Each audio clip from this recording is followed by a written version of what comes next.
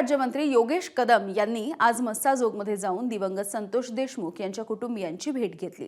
या भेटीच्या दरम्यान त्यांनी संतोष देशमुख यांच्या हत्येच्या तपासावरती चर्चा सुद्धा केली।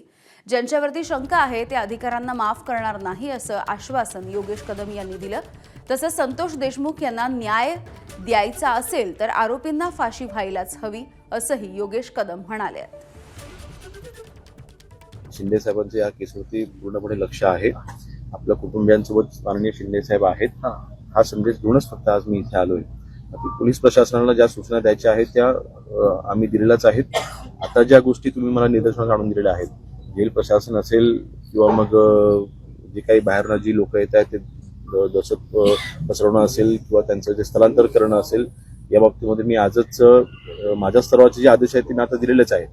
पण ज्या गोष्टी मला मुख्यमंत्री साहेब आणि शिंदे साहेबांसोबत चर्चा करणं गरजेचं आहे, मी आजच्या आजच बोलून घेईन साहेबांसोबत। पहिली आपली जी मागणी जी योग्य वाटते मलाही, की त्यांच्या इथून स्थलांतर करणं आणि त्यांना अन्य ठिकाणी ठेवणं, जेणेकरून त्यांचा प्रभाव या केसवरती कुठल्याही पद्धतीचा पडणार नाही। तर देशमुख कुटुंबाला घर बांधून देण्याचं आश्वासन एकनाथ शिंदेंनी दिलं होतं आणि त्या घराची पाहणी केल्याचं गृहराज्यमंत्री योगेश कदम यांनी सांगितलंय। घरभरणीसाठी एकनाथ शिंदे स्वतः उपस्थित राहतील असंही त्यांनी सांगितलं।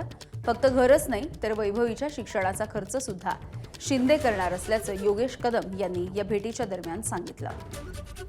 15 दिवसामध्ये आपण जवळपास सुद्धा प्लेनपर्यंत आपण आलेलो आहोत।